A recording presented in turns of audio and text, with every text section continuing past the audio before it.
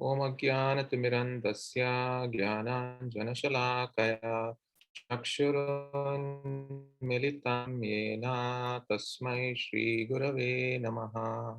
Nama Om Vishnupadaya Krishna Prasthaya Bhutale Srimate Bhaktivedanta Swami Niti Namine. Namaste Saraswati Deve Gauravani Pracharine Nirvishesha Shunyavadi Paschatya Deshatarine. Jai Shri Krishna Chaitanya Prabhu Nityananda Shri Advaita Gadadhar Srivasadi Gaura Bhaktavrinda Vanchakalpataruyascha Kripa Sindhubhya Eva Cha Patitanam Pavanebhyo Vaishnavebhyo Namo Namaha. Hare Krishna Krishna Krishna Hare Hare Hare Rama Rama Rama Hare Hare. Hare Krishna. Can you hear me okay? Your voice is breaking. Okay. So thank you all. Thank you all so much for joining today and taking the time to listen to this discussion on how to handle failures in bhakti. So I liked this particular poster that Vishal Prabhu created. So first of all, what does failure mean? So if you look at the Oxford Dictionary, failure is defined as lack of success. So in this world, we consider a failure if we don't get the grade we want, if you don't get the job we want, if you don't get a particular type of home, a partner, a loan, car, whatever. So those are things where if we don't achieve that level of success, then we tend to call it a failure.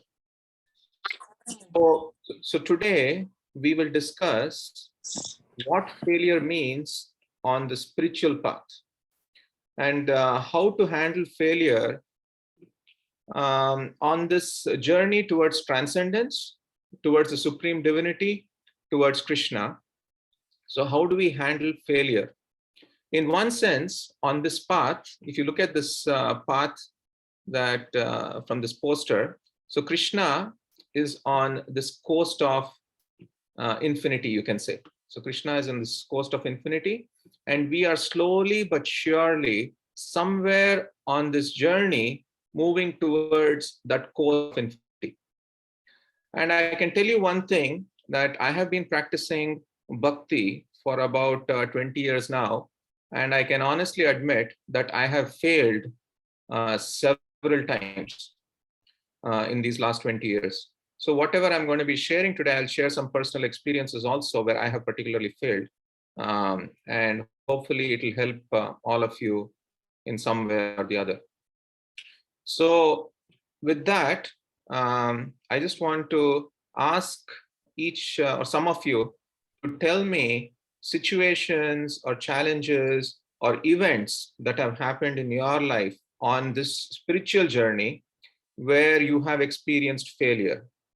Would anybody like to share? And then I will categorize the different types of failures. I have come up with 6 categories. So if anybody would like to share something that will be helpful, where you have felt that you have failed on this path. So Lekha Mataji is saying, wavering in my sadhana. So thank you so much. So yeah, that's a wonderful point. Anyone else? There have been several times when I'm listening to Bhagavatam class in the morning at the Bhakti Center, and sometimes when people comment certain things, I am not listening to, I think, what the spirit of what they're saying, and I'm listening to the words they're saying, and I take offense at some things that are being said, and I definitely know that that's a failure on my part.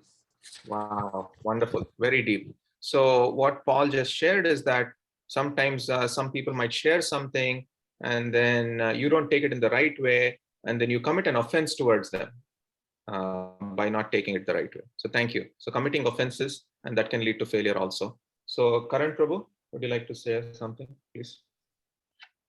Yeah, many times, we take up some commitment on this path, but we fail to keep up those commitments as time passes. We take up some commitment and we don't meet that commitment. Yes. And why would that be? Because of some external conditions, you think?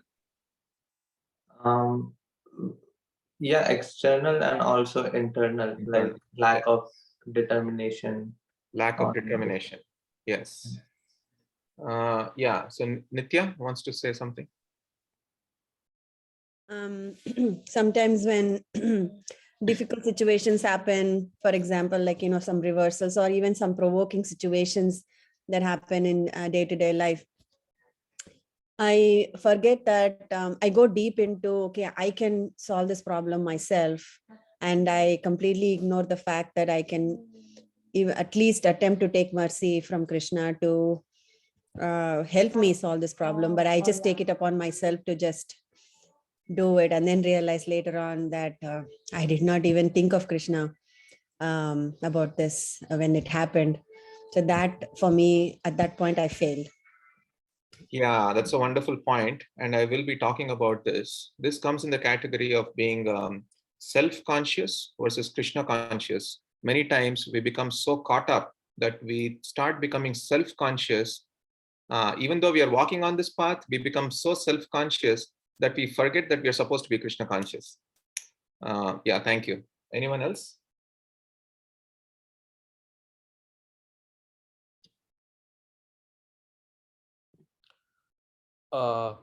Somewhat related to what Lekha Mataji mentioned about wavering in sadhana, and what I think someone else mentioned about tough situations in life.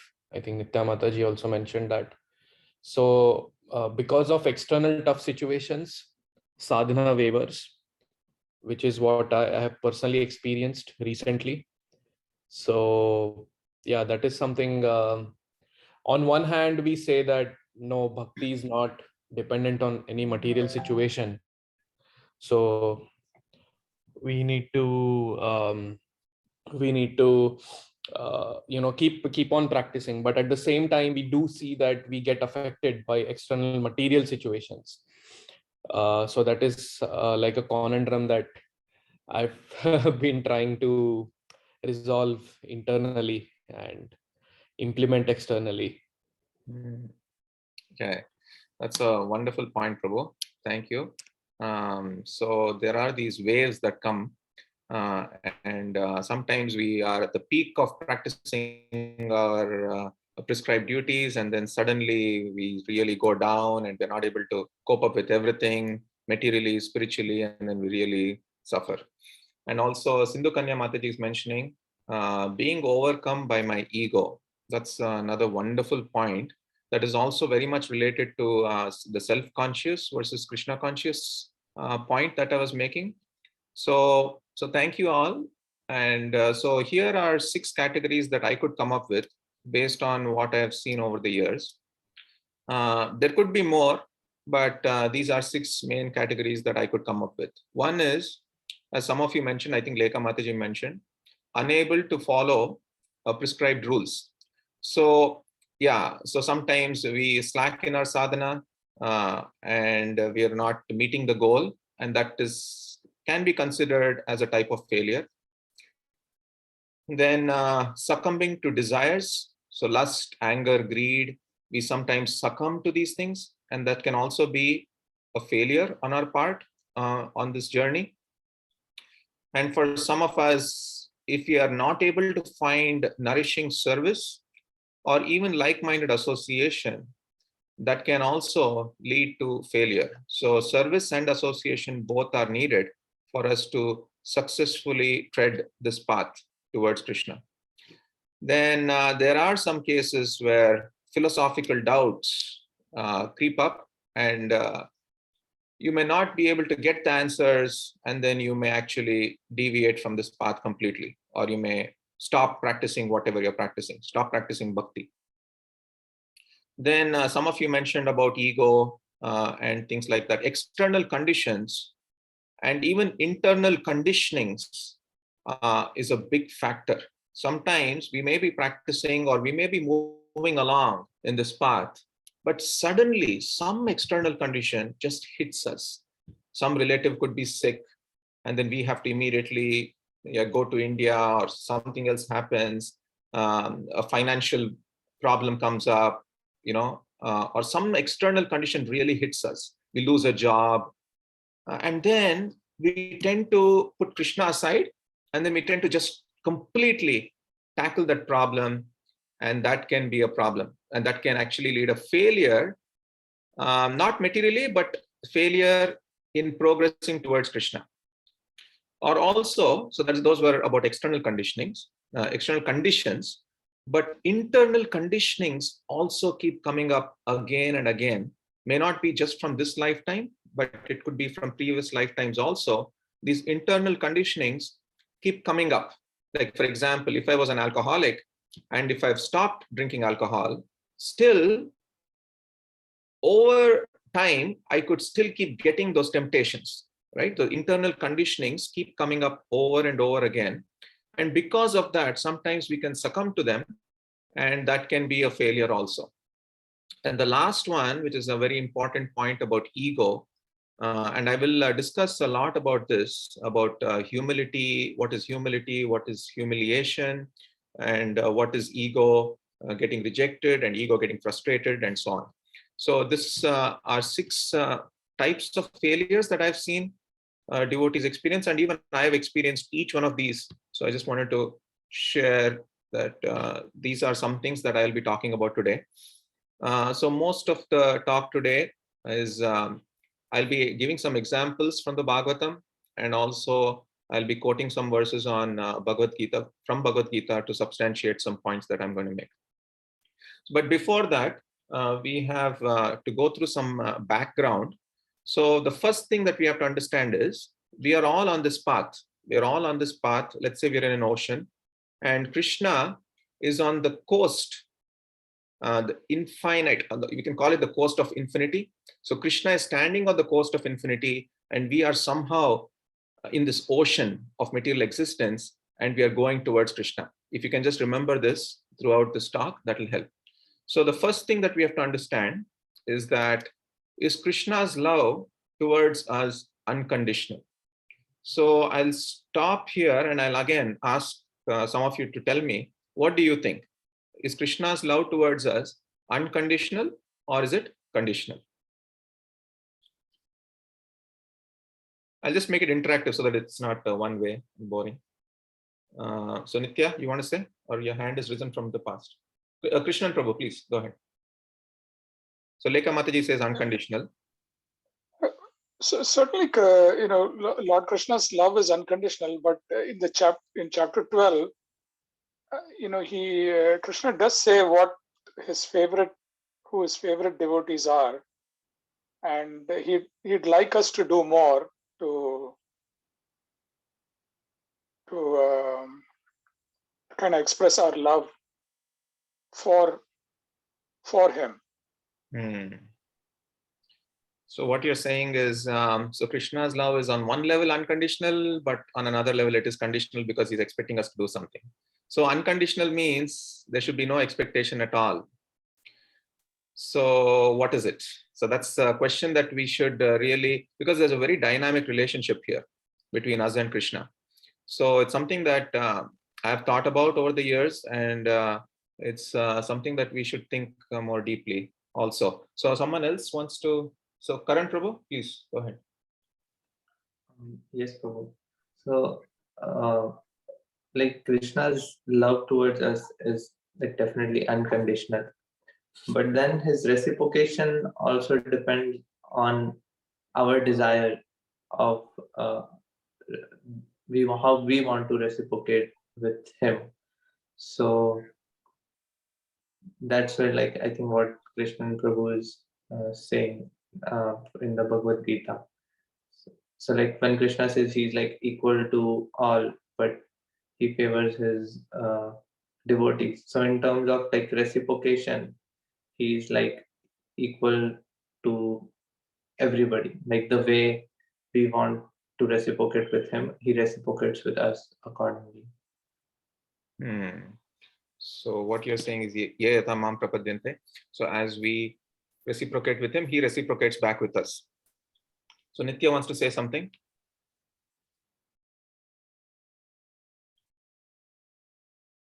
Okay, I think the hand is raised from the past. Okay, so now I can tell you that it is both. So Krishna's love towards us is unconditional, and Krishna's love towards us is conditional as well. Even from the answers that you all gave, it is actually both. Now, why is that so? So the question is, how is our relationship with Krishna different from our relationship with others in this world? So this question will actually give us the answer, whether Krishna's love is conditional or unconditional. So how is our relationship with Krishna different from our relationships with others in this world? So to understand this, let's understand one thing. The first thing is, we are all born alone. Existentially, we are all alone. Okay, so we are born alone, and I have a spoiler for all of you. We will all die alone. We will all die alone. But, and we have to realize this sooner or later, we are existentially all alone. But the beauty of this relationship with Krishna is that there is one relationship that always stays with us.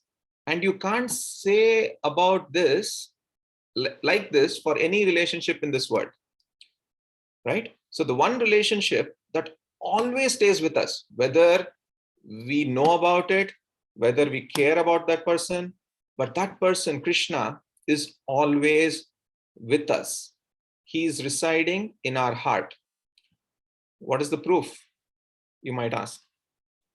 So Krishna says repeatedly in the Bhagavad Gita, there are several verses. Bhagavad Gita 15:15, Krishna says, Sarvasya chaham hridi sannivishto. He says that I am seated in everyone's heart. And then I'll just give a couple more examples. In Bhagavad Gita 10:20, aham atma gudakesha sarva bhutashaya stitaha. So there he says, again, the same thing. I am seated as Paramatma in everyone's heart. So here there's an important thing to observe. So Krishna does not say that I'm seated only in the hearts of my devotees. Krishna says, I'm seated in the hearts of everyone. Okay. And then there is one more verse. Again, talks about the same thing again. Bhagavad Gita 18:61. Ishvara sarva bhutanam hriddeshu arjuna tishtati. So here also, Krishna is saying that he is seated in the heart of everyone. So one relationship that always stays with us is Krishna, right? So whether we like it or not, no matter how we behave, Krishna is not going to say, you're so terrible, I'm just going to leave you. Krishna is not going to leave us at all. He is going to be our companion right from birth till death and beyond. Okay. So Bhakti Yoga, so what is Bhakti Yoga then? The Bhakti Yoga is a process by which we connect to Krishna in our heart. Just like any process, there are some rules, some paths, some prescribed process, or you can say prescribed rules. So now that leads us to this next point where these roads, so now if you think of Krishna as the ultimate destination, now these roads actually lead us to Krishna. So now these roads can be thought of as rules. So we have to try to follow certain spiritual standards. In any organization, in any spiritual organization or in an organized religion, if you want to join, if you want to follow a particular organized religion, you will, as soon as you join, you'll be given a set of standards, spiritual standards, a set of rules and things like that. right? Now, someone who's beginning this path, they might wonder, why so many rules? So one way to look at this is that we should not see them as rules, but as roadways towards God, towards Krishna. Now, when we think of these rules as roads, each road imposes a rule. So one basic rule about roads is that we should not go off the road. So when we are on any road, we should always remember where we are going. So what is our destination? But many times what happens is we get caught up in the rules of the road that we forget what is our destination. We get so caught up in rituals, we get so caught up in rules, we get so caught up in those spiritual practices that we forget Krishna completely. We forget our destination itself. So that conception of forgetting the destination itself is wrong. So I hope I'm making sense here.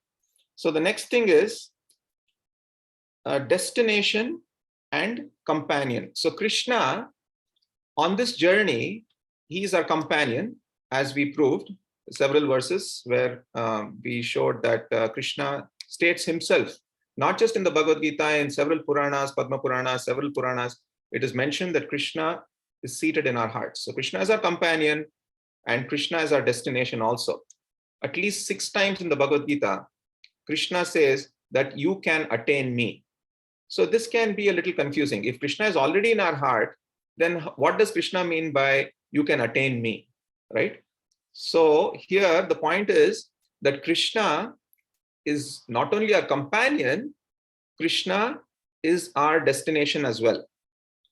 Just to give a simple material example, let's say we are on a flight to meet a celebrity whom we have not seen, okay, whom we have never met.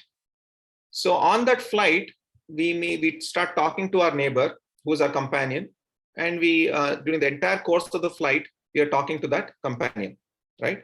And then finally we get off at our location, and then we start driving towards our destination. And then as soon as we reach the destination, we find that the same person who was our companion throughout our journey is also at our destination. So Krishna is just like that. Krishna is our companion and Krishna is our destination. So what does it mean again when we say that Krishna is our companion? Many times we tend to forget this part, because this is the part which shows the unconditional love that Krishna has for us. So when we talk about Krishna as companion, we are talking about the unconditional love aspect. When we talk about Krishna as destination, then we talk about the conditional aspect. Krishna expects some conditions to take place for us to meet Krishna, and when we look at from a destination perspective. Okay, so now whatever be our present default state of consciousness, Krishna is still with us. He is caring for us as our companion, even if we can't experience him right now consistently. Even if we can't experience Krishna right now consistently, Krishna is still with us. He's still caring for us. And again, Sarvasya Chaham Hridi Sannivishto is one verse. Again, also in 10:20, Krishna clearly establishes that he says, I am the super soul, Arjuna, seated in the heart of all living entities. So now let's look at the other side, where Krishna is the destination. So here, our default level of consciousness has risen to the spiritual level, and we constantly experience Krishna. So what does this mean? So what does it mean by this, right? Krishna is our destination. So the answer is that, so Krishna is always with us, but we haven't realized that he's always with us. At our level, we have not realized that Krishna is always with us. So there are different levels of consciousness. There is material and spiritual. So our journey is essentially from material to spiritual. And once we reach the spiritual level of consciousness, that is when we attain Krishna, right?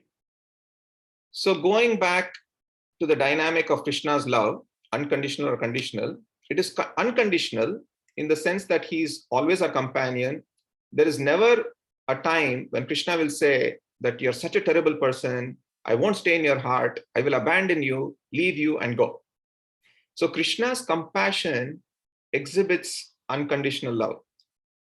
But Krishna has, as a destination, there are some conditions. We need to come to a spiritual consciousness to experience him that way. So with this understanding, let's see what failure means in Krishna consciousness. Okay, of course, Krishna's destination, I mentioned that there are several examples in the Bhagavad Gita where Krishna says, if you do this, you can attain me, you can get to me, you can reach my planet, and so on. So the Bhagavad Gita Chaturshloki verse 10:10 talks about Tesam satata yuktanam bhajatam priti purvakam dadami buddhi yogam tam yena ma upayanti te. So here Krishna is clearly saying that if you offer devotional service to me with love, priti purvakam, then you will attain me without fail. Then of course this verse here, tasmat sarveshu kaleshu mam anusmara yudhyacha Mai arpita mano buddhir mam evaishyasi asamshayaha. Here also Krishna is clearly saying mam evaishyasi is like you will attain me without doubt. Okay, so again he's clearly saying that you'll attain me, and also in other verses he's saying I reside in your heart, I reside in your heart. So both these things, Krishna's companion and Krishna's destination, both are being repeatedly mentioned. Krishna actually promises 6 times in the Gita that you can attain him. So here's another example. In 934, in 1865, several places, Manmana bhavamad bhakto madhyaji mam namaskuru mam evaishashi satyam te. So that is 1865, where Krishna again says that you can attain me. Okay, so that is Krishna talking about himself being the destination. Okay, so now we come to a philosophical point here. So the point here is that many times we tend to understand this journey as basically going on this road. That's it. So one who follows rules, Krishna conscious. One who follows rules is not Krishna conscious. And we also start labeling them as saying that a person who follows rules, or a person who's going on this road is a devotee, and a person who's not going on this road is a non-devotee. Is that the correct understanding of this path of our spiritual journey? Is that the correct understanding? So, is this it? Is this Krishna consciousness? Just to follow the rules? And if someone is not following the rules, can you put them down and say that they're a non-devotee, they're not Krishna conscious? Definitely not. We have to understand a more broader view of Krishna consciousness, a more inclusive view of Krishna consciousness. So the inclusiveness of Krishna consciousness is what we really need to understand. So the point here is that it is possible to be Krishna conscious whether one follows rules or whether one is not following rules. It's not just about following the rules or not. For example, I just want to give you one simple example here. So when we want to become serious in Krishna consciousness, when we come into this path, we are all told that we have to wake up early and chant a prescribed number of rounds, ideally during Brahma Muhurta, right? So that is one of the prescribed rules that have been given to us. Now, and the justification is that, okay, if we really love God, then how can we be lying in bed and not practicing this, right? So, of course, there is some truth to this. Once our consciousness rises, then we will certainly do that as well. Now, let's say someone's body is not tuned to do this. So even if someone's body does not let them do that, they can still be in Krishna consciousness, is the point that I'm trying to make. Wherever they are, they can still be in Krishna consciousness. It is a matter of consciousness. The rules are meant to develop the consciousness, no doubt. But the consciousness is not dependent on the rules. I'll just repeat that. The rules are meant to develop the consciousness, no doubt, but the consciousness is not dependent on the rules. So if someone is not able to follow the rules, but it brings them to a certain level of humility, right? It brings up certain humility in them, certain urgency in them, in calling out to Krishna, in remembering Krishna, in praying Krishna. I'm not able to follow this rule, Krishna, but I really want to pray. I really want to connect with you. I really want to remember you. That person, even though he or she may not be following the rules, they are still very much Krishna conscious. So please note that I'm not trivializing rules here.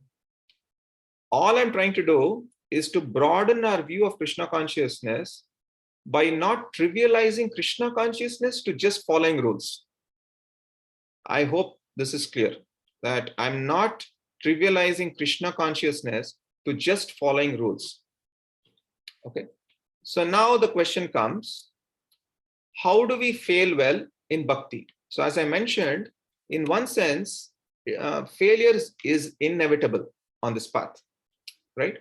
So now Krishna consciousness is not just about meeting standards, but it is about staying connected with Krishna. The connection with Krishna, as long as you're maintaining, you are Krishna conscious.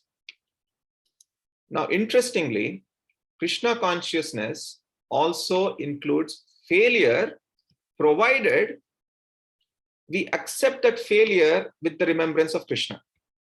Now, I just want to give one example here from the Srimad Bhagavatam. Now, Srimad Bhagavatam gives a beautiful example to illustrate this point of how Shiva was captured by Mohini Murti. So for those of you who want to refer back later, so this pastime occurs in the 8th canto of Srimad Bhagavatam, chapter 12. So this occurs immediately after the churning of the milk ocean pastime. So Lord Shiva, after drinking the hala hala poison, he actually steps out and he never appears again in the pastime of churning of the milk ocean. But later on, he comes to know that the Lord manifested as Mohini Murti, the female manifestation. He manifested as Mohini Murti. And because of that, Lord Shiva, along with Parvati, they want to witness that form. So they go to Vaikuntha and then they request Lord Vishnu that, can you please manifest that Mohini Murti form? I really want to witness that form. Okay, so this is the background of this pastime. And what happens is, when Lord Vishnu manifests that female form of Mohini Murti, as you see here, Shiva gets completely bewildered and succumbs to lust, right? So now Mohini Murti, just to test Shiva, interestingly, starts going to places, and remember, Shiva is following Mohini Murti, right? So Mohini Murti goes to those places where the disciples of Shiva, the great sages, are meditating on Shiva, and then they start witnessing this pastime, right? The person whom they're meditating is actually running behind a female form, a feminine form. So this particular thing can be considered a failure on the part of Shiva, right? And this could lead to extreme humiliation and embarrassment.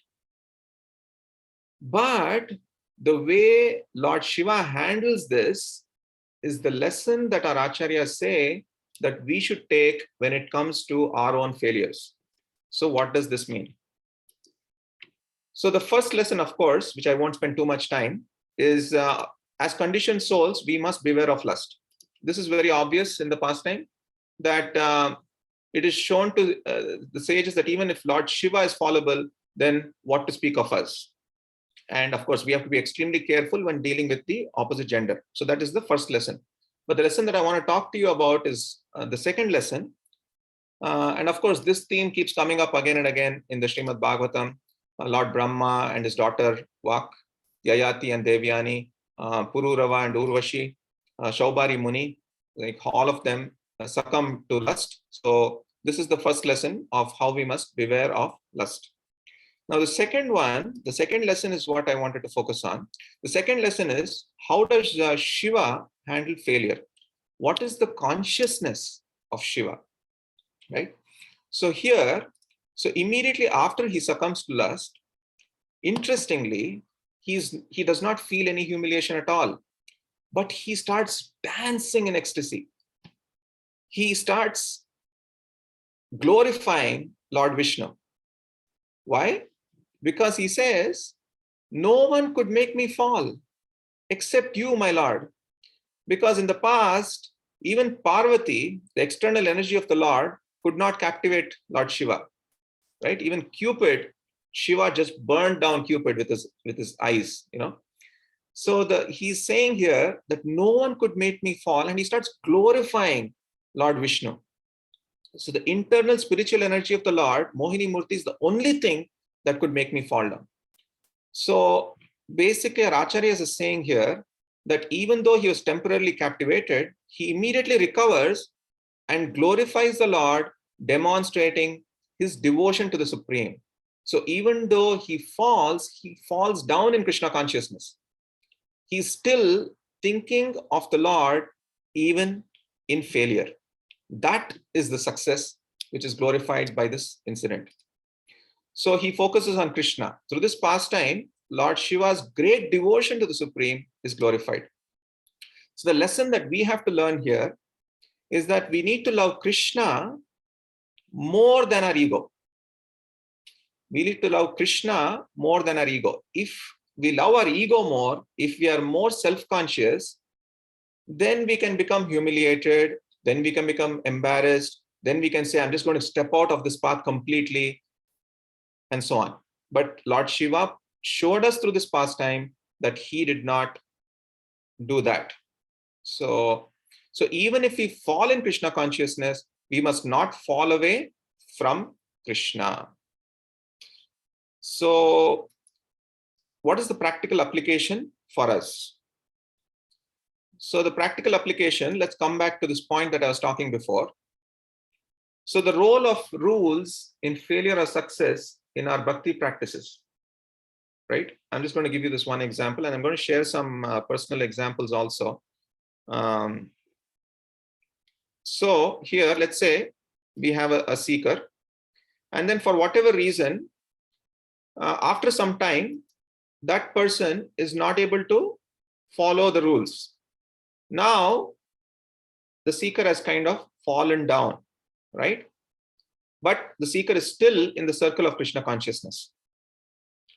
So, but the seeker has fallen down and is still with humility, praying to Krishna, remembering to Krishna, striving for Krishna, and that seeker is still in Krishna consciousness. But it could so easily happen that when someone is following the rules for some time and they stop practicing the rules, they can fall out of Krishna consciousness. They become so discouraged and they stop the practices of bhakti. When I say stop the practices of bhakti, I mean cultivating remembrance of Krishna, praying to Krishna, striving for Krishna, and so on. And then they fall out of the circle. If you see the arrow here, they're falling out of Krishna consciousness completely. So external conditions and internal conditionings can make us sometimes fail and not stick to certain practices or rules that are laid down. And Krishna accepts this. And Krishna clearly says this in Bhagavad Gita 9:31, the famous Api Chetsu Dudracharo, Bhajate Mam Ananya Bhak, Sadur Eva Samantavya, Samvyag Vyavasito Hi Saha. So Krishna says here that even if one commits the most abominable action, if he's engaged in devotional service, he is to be considered saintly because he's properly situated in his determination. Now, Krishna is saying that even if someone falls down, as long as they're engaged in devotional service, they should be considered saintly because they're still in this circle of Krishna consciousness. Now, why would someone fall away? That is because they become self-conscious. that, oh, I'm not able to follow rules. I'm so terrible. I'm not able to even follow these rules. So I'm going to completely step away from this path. So that is an example which can actually take you away from Krishna. So I'm going to share one example from my personal life where I actually fell down in one sense. So this was, I think in 2004 or 2005, I don't remember the exact year, but this was the time when I had to actually drive Gaurang Prabhu from Boston to upstate New York, where we had to go for a lunch meeting with His Holiness Dhanurdhar Swami Maharaj. Okay, so I met Gaurang Prabhu, and then he had to go to a few places in Boston itself. He has a lot of relatives in Boston, so I drove him around. And in those days, we did not have a GPS. We had to follow maps and so on. So I was driving him everywhere. And then it so happened that without any difficulty, we were able to go to a lot of destinations on time.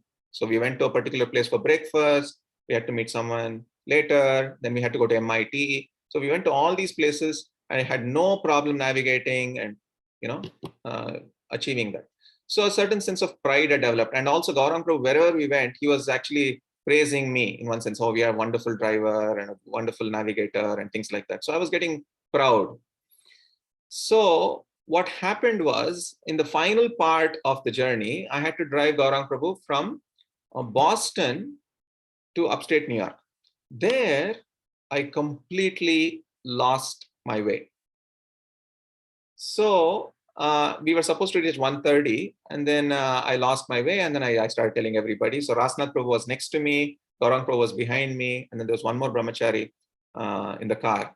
And then I was panicking, and then at that point, I felt extremely embarrassed, extremely humiliated. And to add to that, Gaurang Prabhu started scolding me. He started yelling at the top of his voice.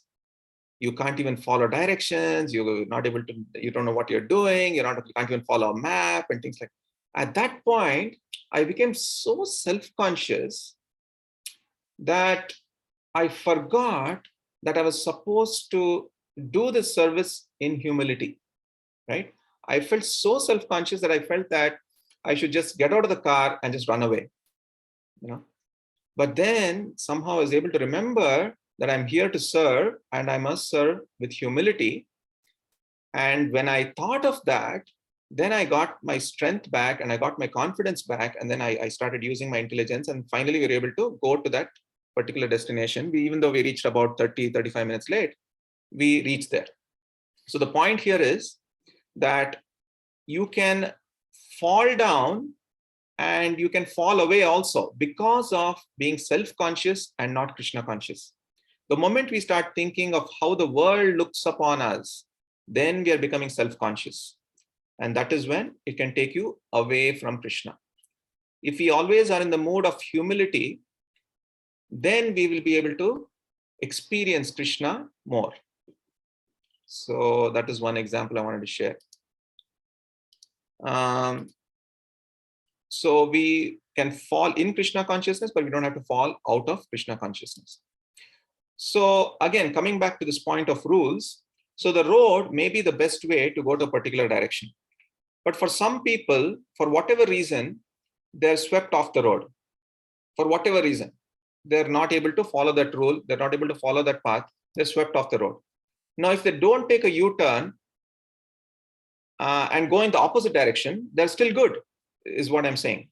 So they may be off the road, but as long as they're going towards their destination, they are still on this path. So the rules are like roads, but the principle is more like direction.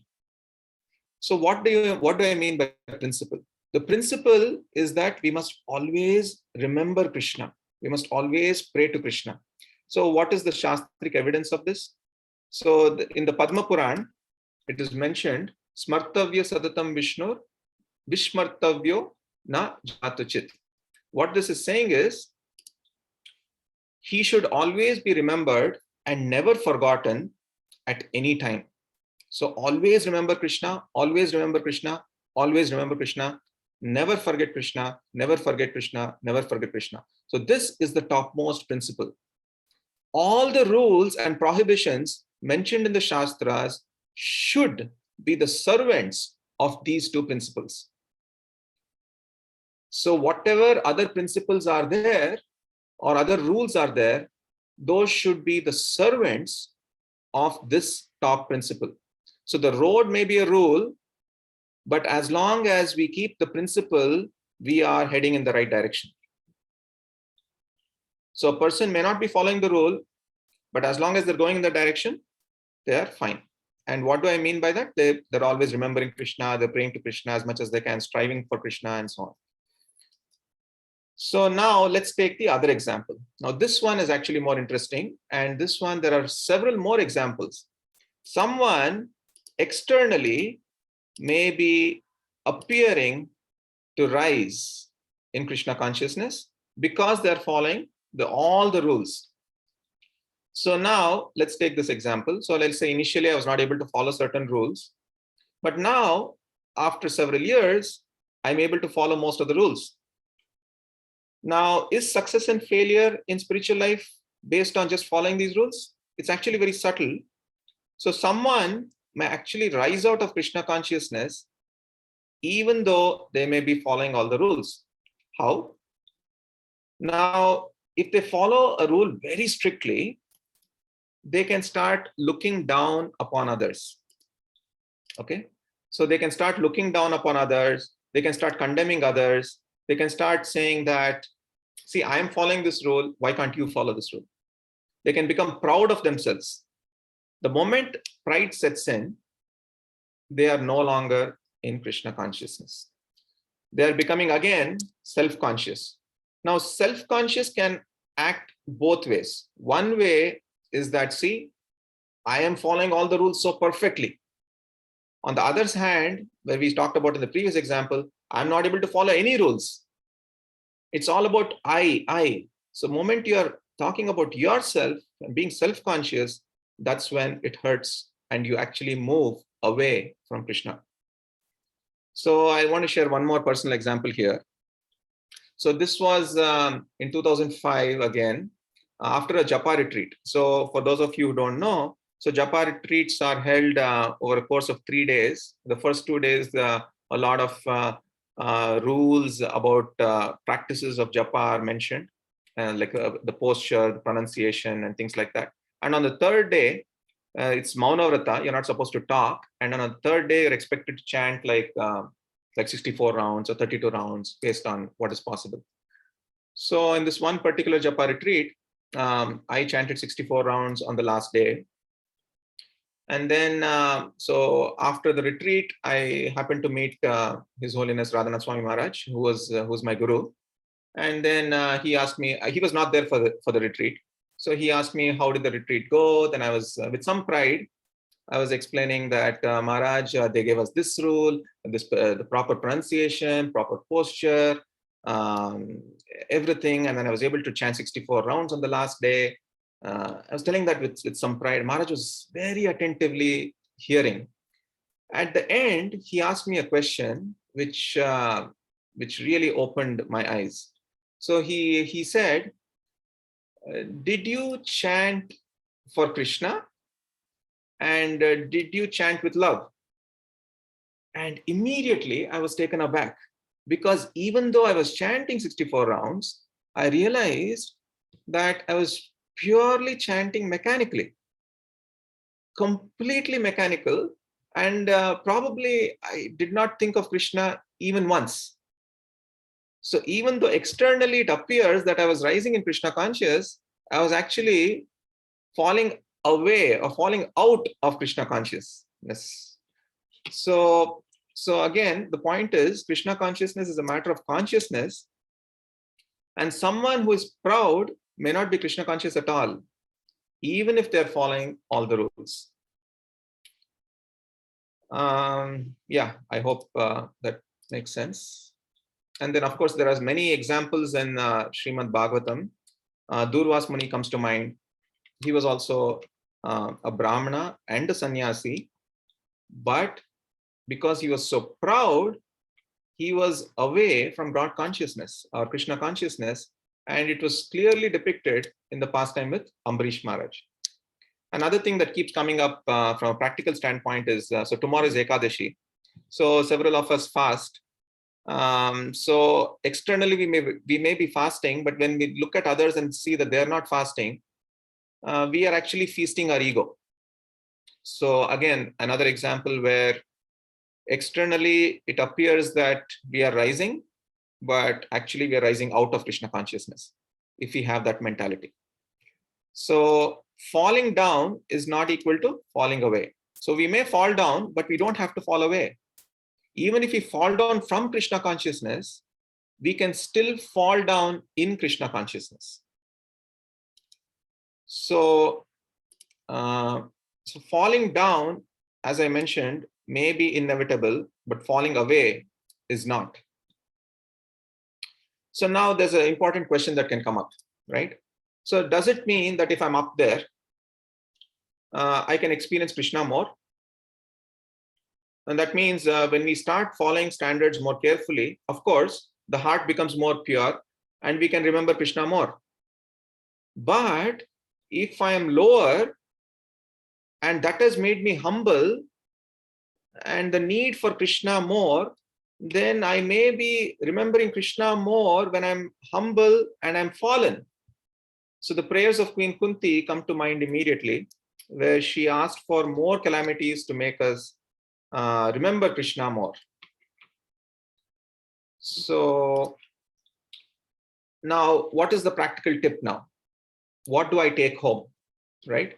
So the essence of devotion is not our ability to follow rules, but it is our heart's intention to reach Krishna. So heart's intention is more important than the hand's action. Sometimes we start thinking that the hand's actions are more important externally, but actually it's the heart's intention. What do we really want? That is more important. So what is the practical tip that we can take? So the thing that we should start practicing is that we have to find an anchor to face the waves of desires. So what do I mean by anchor? So it'll all come back to that initial question that I had asked about unconditional and conditional love. So what is this anchor that we have to find? And how do we find this anchor is what I'll discuss for the next few minutes. So what is this anchor in KC? So some of us may be tempted by anger, greed, lust, and so on. So as I mentioned, I asked you to imagine this, that we are all in an ocean and we are all in different parts of the ocean. Okay. And remember that we are seeing this coast of infinity where Krishna is standing, and that's our goal. So we are, and we are all hit by different waves, right? So, but we may all not be hit by the same wave. So, and we may all be hit by different intensities of different waves. The size of temptation may vary from person to person, from situation to situation, and from time to time. So a wave that can hit me can hit totally differently to another person. The example that I gave previously was an alcoholic. If I was an alcoholic before, when the temptation of alcohol comes, it'll hit me harder than for someone who's never been an alcoholic before. And even from time to time, for example, some people may feel very strong against temptations in the mornings, but at night, they may actually feel very weak. So even from time to time, from situation to situation, from person to person, these waves are different and they hit differently. So we can't have a blanket statement for everybody saying that if you follow this, you will never be hit by a wave. So it's different for different people at different times. So what does this mean? So what we essentially need is that we need to find our anchor. We need to find an anchor that we can hold on to when these desires actually hit us. So what does this mean? So what does urges mean? So urges actually start speaking to us, right? It starts saying, now you have to get this. Now you have to eat this. Now you have to watch this. Now you have to touch this. Sometimes when these urges hit us so hard, that wave can sweep us off. Now we have to make sure that we don't go too far away by holding on to this anchor. Now, what is this anchor and how do we hold on to this anchor, right? So for some of us, the rules themselves may be the anchor. For some of us, maybe waking up early every day, chanting 16 rounds during Brahma Muhurta, going for Mangalarti may be our anchor. Maybe this is what will keep us strong. But for some of us, that may not be the anchor. For some of us, it could be hearing lectures, hearing devotional music, hearing talks. That may strengthen our remembrance of Krishna. In other words, in order for us not to fall away from Krishna, we need to find our anchors. We need to find something that we can hold on to when these desires hit us. The waves will still hit us, dear devotees. Please note that it's not that one who is on this path, the waves will never hit us. We cannot think like that. The waves will hit us and they will still sweep us if we don't hold on to our anchor. Now, the question then comes, how do we find our anchor? How do we know what is it that we can hold on to when these external conditions, internal conditionings, these desires in the form of lust, anger, greed come, and so on? So there's a simple formula here. One thing is, so have a circle where you write down all the things that we feel good doing, and have another circle that talks about the things that are good for us. The place where these two intersect is where you'll find your potential anchors. So things that we feel good doing and things that are good for us, the intersection of this in this Venn diagram is actually where we can find our potential anchors. And I'll leave this to you as a possible exercise that you can take home and think about this more deeply and try to find your potential anchors. And this is what will save you during those times of crisis, during those times where those urges hit you. So also, just to reiterate this point about when we are swept away, it is humility that will save us and not humiliation. So what is humility? Now, humility is false ego rejected. Now, what does this mean? So my primary purpose is not what the world thinks of me. If you remember the example that I gave when I was driving Gaurang Prabhu, I felt humiliated because I was so worried about what the world thinks of me. Now, humility is exactly the opposite. Whatever the world thinks of me, whether they think of me as a great person, a great devotee or not, that is not the primary basis of my functioning. Now, on the other hand, if we are centered on the world's conceptions on us, then it becomes humiliation where our false ego becomes frustrated. Now, when our false ego becomes frustrated, that is when we become self-conscious, and that is when we start moving away from Krishna. That is why repeatedly our acharyas say that though there are so many virtues, detachment, austerity, so many virtues, they stress on humility being the most important virtue, because it is in humility that we can actually experience Krishna. So self-mastery is good. So typically all the self-help books, the self-mastery is good because self-mastery helps you avoid temptations. But self-mastery will not tell you what to do when you're hit by these waves. Okay. So humility means I'm not focused on myself and I can open my consciousness to Krishna. So what happens then? So when we hold on to the anchor and we are steadied by our anchor, two things happen. One is I get the confidence that this time I was able to hold on to my anchor and I did not fall away from Krishna, and I was able to access something bigger than me and that can help me to do it. I was able to do it this time. I got more confidence. And I will also not get discouraged. oh, I was not able to do this. So both ways, I can proceed further along in my journey in a very positive way. So what is this anchor now? Now this anchor, remember what I talked about initially, Krishna's unconditional love. So this anchor is actually the manifestation of Krishna's unconditional love for us. Remember, we talked about Krishna being a companion. So finding the right anchor actually helps us experience Krishna's unconditional love in our lives. All the more reason for us to find this anchor.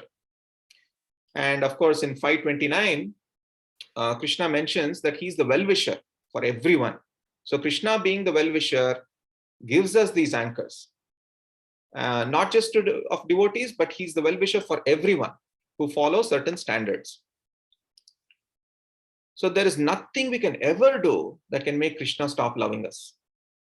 So with that, I'm just going to conclude with a few points that you can take home.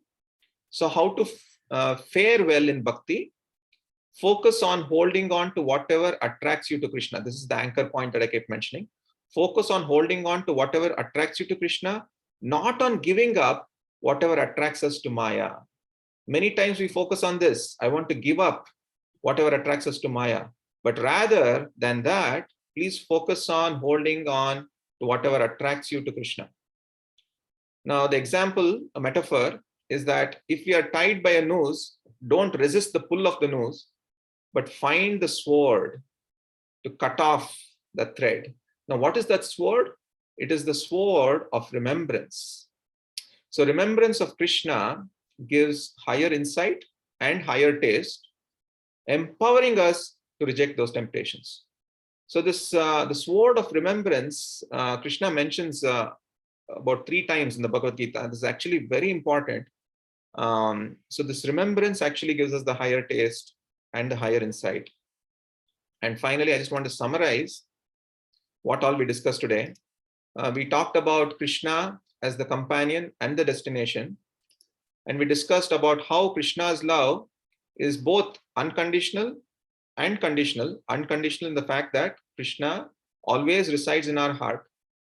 And it is conditional in the fact that when we look at Krishna as a destination, there are some conditions that we have to meet until we reach that destination. The next point we talked about is being self-conscious or Krishna conscious. Self-conscious can take us out of Krishna consciousness in 2 ways. One is get this feeling of I am too superior in following these rules, or I'm too inferior in not being able to follow any of these rules. Both are dangerous.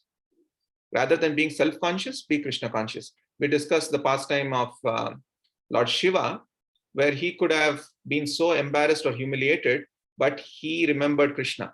He used the sword of remembrance at the right time, and he also glorified Krishna. And then we talked about the inclusiveness of Krishna consciousness. It's not just about following rules or not following rules. It's Krishna consciousness includes both, whether one follows rules or not, one does not follow rules. And then finally, we talked about finding an anchor. And we concluded by saying that anchor is actually Krishna's unconditional love for us. So focus on connecting with Krishna, not on rejecting the world. Hare Krishna. Thank you all so much. I hope you got something out of this. If there's any questions or discussions, we can talk about it now.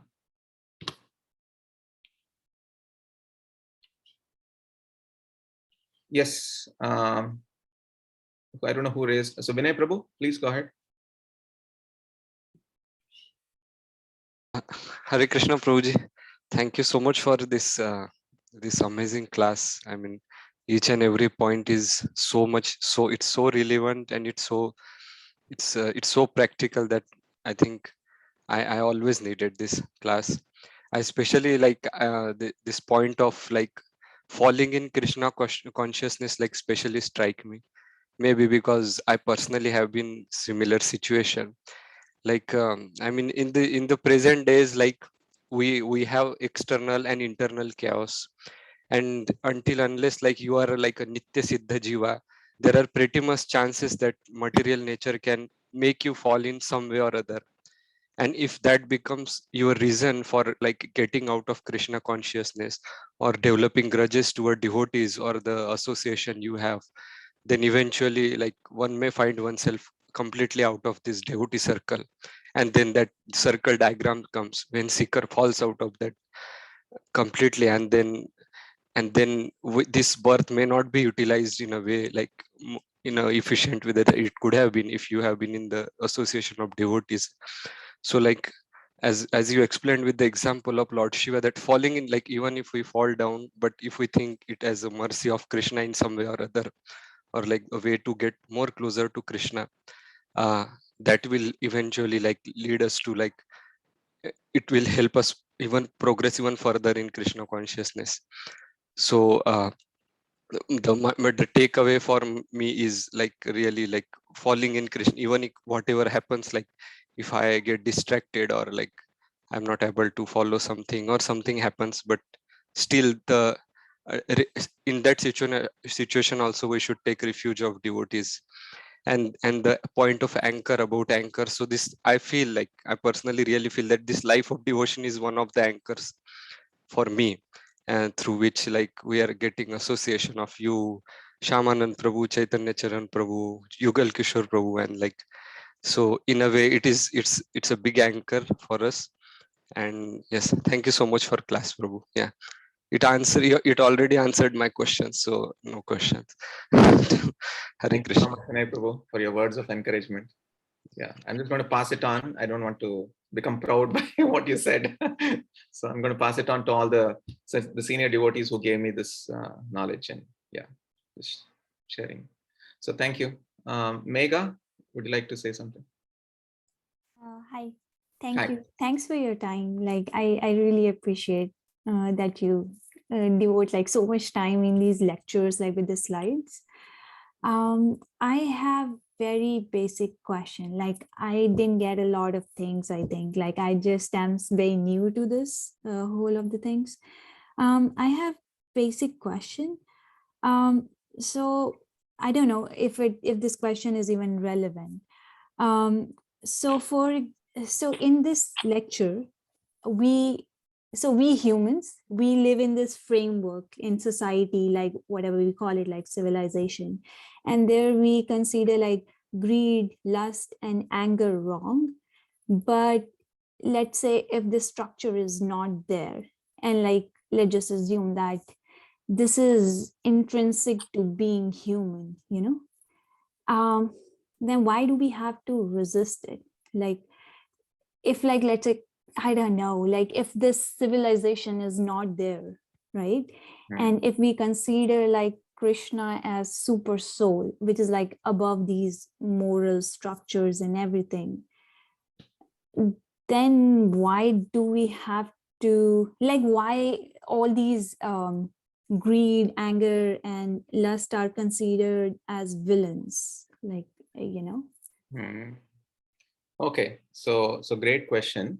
So first of all, you're saying, why do we have these anarthas, they're called? Why do we have these things which actually keep us in this world, right?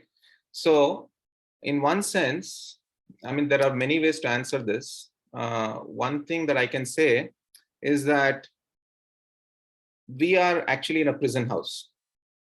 Okay, we are in a prison house because we have these anarthas, and the only way to get out of this prison house is to somehow purify ourselves.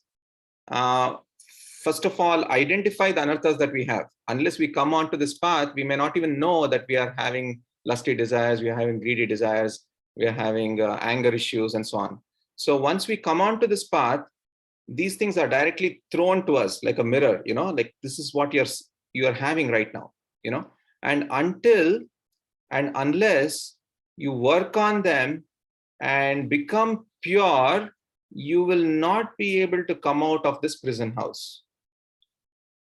So you'll get caught up in this world until and unless you work on them. And the only way to work on them, as I told you with several examples, hold on to this anchor and really tackle those anarthas that you have, and then come out of it. with a higher purpose, and then you can come out. But why we have them is because of our own misdeeds. It's coming back to us in some form or another. Remember, in one of our sessions, we talked about the modes. It's all coming back to us because of certain things that we have done. We have hurt somebody, or we have taken away from something from somebody. We have hurt someone through anger or something. And so these anarthas actually remain within us. And we will never be pure until we get rid of them. Okay. I hope that answers. I don't know. Yeah, definitely. Yes. Yeah. I can even give you one analogy, one simple example. So before Krishna was born, all these anarthas had to be removed from the womb, in the sense that so when Kamsa was killing all the different children, all the 6 anarthas had to be removed, each one of them he had to kill. And then the Guru actually manifested in the form of Balram, and then Krishna came. So the womb had to be purified for Krishna. So similarly, we also have to become pure by getting rid of these anarthas. Yeah, makes sense. Thank you. Okay, thank you, Meera. Yes, Lekha or Sindhu Kanya Mataji, one of them. Hare Krishna Prabhu. Hare Krishna This was a super duper helpful class, and I'm really happy that I was able to join and listen. And there were so many things that I really liked. One of them was the anchor, and how we should always have an anchor. And that reminded me of how my Guru Maharaj always says, just stay alive, like find something and just stay alive in Krishna consciousness and do the bare minimum and just stream along. And that's the best way that you can be consistent and progress in your spiritual life. And I feel like this lecture really touched my heart, because I feel like this is something that I've been wanting and needing to hear for a really long time. I feel like there's not very many lectures about, failing in bhakti. It's always about progressing in bhakti. So one question I had was, I really liked your example of your car ride with Gauranga Prabhu. And I feel like I can really relate to your situation, because I often feel like if someone is saying something negative towards me, or if, scolding me, or if there's anything negative said about me, I get very hurt, and I'm very sensitive, and I take it very personally. So I just wanted to know, what was your thought process when you made the decision of, not running away, but, taking it as a service? Like, how did you reach that mindset? So that's a great question, Sindhu Kanya Mataji. So one thing is that at that moment itself, you will not be able to do it unless you've practiced it throughout your life. So these urges, these moments, these come, but also there are gaps between these moments. There are gaps between these urges. That is when we have to really focus on really cultivating that humility within our hearts. So if we do that between the gaps, when it actually hits us, when somebody scolds us, and I'm also a very sensitive person, so I can relate with you, the question that you're asking.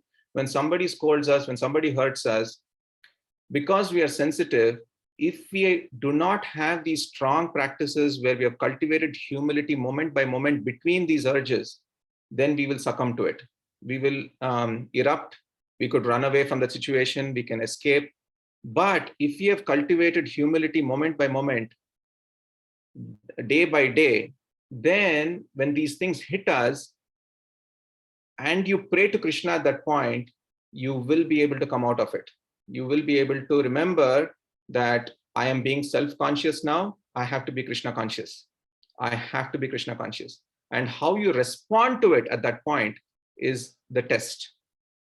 Many times we can fail in those tests also. But if we respond to those tests in a positive way, then we have passed the test and we are ready for our next test. Tests will keep getting more and more tougher. But the point that I want to mention is that don't wait for these moments to get tested. Practice them between those points. I hope that helps. Thank you, Prabhu. That really helps. Okay, thank you, Mataji.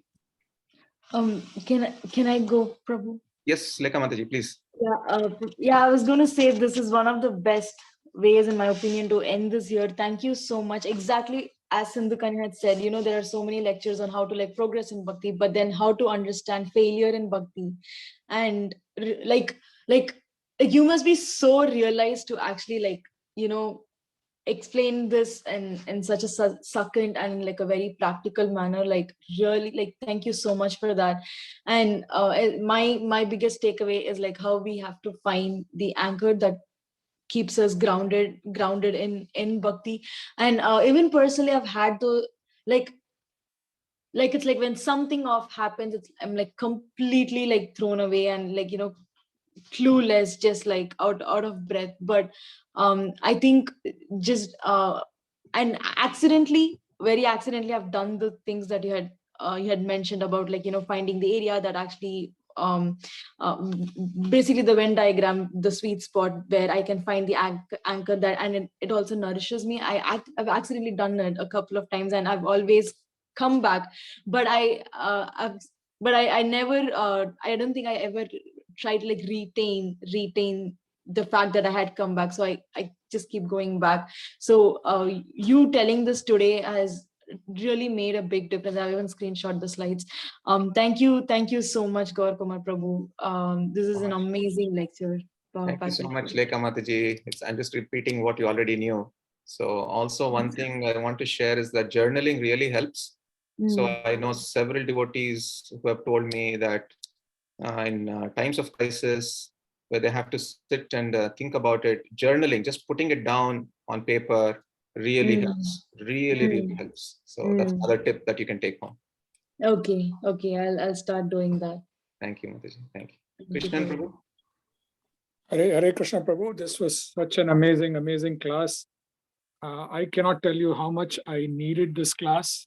This was so incredible for me, because I could relate to everything that you said, and in fact, even the questions, even I'm an extremely sensitive person. So I get hit by, whenever something happens, I think and I overanalyze things a lot, and I take it a lot on myself. I feel like I have failed. I failed in that situation, and so I did have a question for you, and please remember this question. But before I go to the question, I wanted to mention a few things that I really loved about it, about the class. It was about not trivializing Krishna consciousness to be just about following rules. That was one point that that I found so impactful, and then obviously about falling out of Krishna consciousness, and even if we do fall and keep moving in the right direction, was extremely useful. And then about tomorrow's Ekadashi, when we look at others, this is something that I'm guilty of. When we look at others and we find that they are not fasting, we are actually feasting our egos. I should actually make a T-shirt out of this and wear it. This was such an amazing. It's not my thing, Prabhu. It's a common thing that's mentioned in ISKCON over and over again. Feasting your ego. Yeah. I know. No, but it's extremely. I think you actually said it at the right time for me. So then about the anchor and the the visual that I was getting in my head while you were talking about this was about waves hitting us. And I felt like humility was almost the boat that we were on. And the anchor, though the anchor is supposed to be heavy, but in this case, the anchor was almost like the oar that would help us move ahead in this ocean. That was the image that kept coming back to me in my head while you were talking. And so I do have to hold on to this anchor that you mentioned. So it was great. I have a question for you about being sensitive and overanalyzing our mistakes, and I think you answered it partially in the previous when Sundari Kanya Mataji asked the question about being prepared. But so my specific question was about us finding fault in ourselves. Let us say, I'll give you let us say an example. Let's take that same car ride example, where if I was in that situation as you, I would actually blame myself for the next 6 months, maybe for the next 2 years. I don't know, until I forgot the event. So, what is the reason why the human mind, at least some human minds tend to blame themselves, whereas some can overcome these situations and see the positive light in it, which is seeing Krishna consciousness in it and seeing and getting us back on the right path rather than getting dragged down by that. What is any other tools or tips that you can share with us, Prabhu? Yeah, I can definitely share a lot on this, because this is something that I've suffered also quite a bit. So some of us are sensitive and we are at the heart space, you can say, and some of us are more rational and we are at the head space. They're at the head space. So people who are very rational, they must move towards the heart, and people who are at the heart space, they must move towards the head. So what I'm suggesting is that if you're extremely sensitive, then you must resort to knowledge and things like that, which will help you understand that this is what you need to do. Like, for example, in this particular Gaurang Prabhu's example, after that incident, of course, I was always very scared to drive anyone, because what if again I miss the way and again somebody yells at me, and what if this happens again, right? But that would almost be like analysis leading to paralysis. Over analysis leads to paralysis. But if I understand that I must come out of this sensitive heart space and understand that I must do this as a service, I must take this as a challenge, I must figure out the path. And this has happened actually one more time, even with my Guru Maharaj. We lost the way when we were going to a Fox News interview. And this is a whole big story, which I'll mention some other time. But there also, the same thing happened, where there was an extreme moment of humiliation. But again, I was able to remember Krishna, and I really was able to pray to Krishna at that time. And Krishna gave the right intelligence and things worked out. We were able to reach the interview at the right time. So the point is that we should not give up. We should keep pushing ourselves, especially if you're sensitive. If you know that it's the right thing, then we should keep doing it. I hope that answers. That was very, very useful, Prabhu. I think, and then the one other thing in the class that I just wanted to mention was about your Guru Maharaj's question to you about, did you chant for Krishna and did you chant with love? That is something that I have to remember every day when whenever I try to chant. So this is something. So since both of us are from South India, I just want to mention this, Prabhu. So in South India, especially in the temples, I've seen that even the pujaris and the purohits there, they follow a lot of rituals. They follow rituals to the core, actually.